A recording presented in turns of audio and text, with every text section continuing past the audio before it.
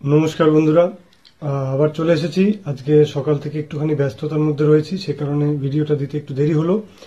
যাই হোক, অনেকেই অনেক রকমের রিকোয়েস্ট করছেন, এতদিনে আমার ভালো লাগছে, অ্যাটলিস্ট আপনারা আমার কাছে কিছু জানতে চাইছেন। তো আজকে আমি একটা ছোট্ট ঘটনা বলবো। কেল্লাফতের ছবির থেকে একটা ছোট্ট ঘটনা, সেই অভিজ্ঞতাটা আমি বলবো। যে আমি প্রথম রামোজি ফিল্ম সিটি, যেটা হায়দ্রাবাদে রয়েছে, যেখানে আমাদের বাংলা ছবির শুটিং আগে খুব হতো, ইদানিং কমে গেছে।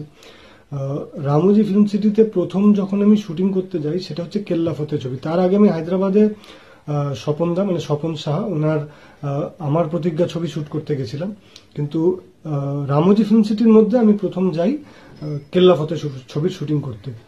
তো শুটিং এর যদি শেষ দৃশ্যে যদি আপনারা দেখেন, আমার আর অঙ্কুশের মধ্যে একটা ফাইট আছে, একটা মারপিট আছে। সেখানে একটা জিপ চলছে, তার পাশে একটা বড় ওই 12 চাকা না 20 চাকার একটা ট্রলার চলছে। তো আমাকে বলা হলো যে ওই জিপের থেকে ট্রলারে, চলন্ত দুটোই চলছে পাশাপাশি, ওখান থেকে ওখানে ঝাঁপ দিতে হবে।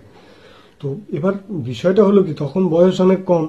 তো আমি বললাম হ্যাঁ ঠিক আছে, কিন্তু যখন দেখছি যে দুটো একসাথে চলছে, এবার জিপের উপরে তো কোনো মতে আমি ধরে দাঁড়িয়ে পড়েছি, সামনেটা যেহেতু ফাঁকা, ওপরটা ফাঁকা।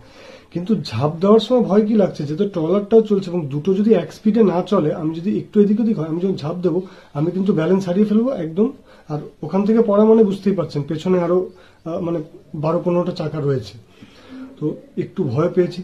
আর যে কথাটা আগেও বলেছিলাম, যে ওই চ্যালেঞ্জ 2 এর সময় যেরকম হয়েছিল, ওখানে তো সিমেন্ট ছিল, যেটা গরমটা ছিল। আর হায়দ্রাবাদের গরম আপনারা প্রত্যেকে জানেন, আপনারা গিয়ে দেখবেন গরমকালে কি হয়। আমরা এটা গেছিলাম বোধহয় এপ্রিল মে মাসে, মানে তখন এক্সট্রিম গরম চলছে। সেই সময় ওই ট্রলারটা ছিল, ওটার যে মানে মেঝেটা, ওটা পুরোটা লোহার পাত দিয়ে তৈরি, যার উপরে মাল ক্যারি হয় আর কি। তো বুঝতেই পারছেন যে 50-52 ডিগ্রিতে ওই লোহার পাতটার অবস্থা কি ছিল। মানে আগুন গরম হয়েছিল, মানে একদম গরম চাটু যেরকম রুটি ভাজে ওরকম অবস্থা হয়েছিল। যাই হোক, চলতে চলতে চলতে রিস্ক নিয়ে ঝাপটা দিলাম, কোনো মতে নিজেকে সামলালাম। সামলানোর পরে এবার ফাইট সিকোয়েন্স শুরু হলো। তো ফাইট যখন শুরু হলো, তো একই রকম, যেমন হিরো ভিলেনকে মারছে, ভিলেন হিরোকে মারছে।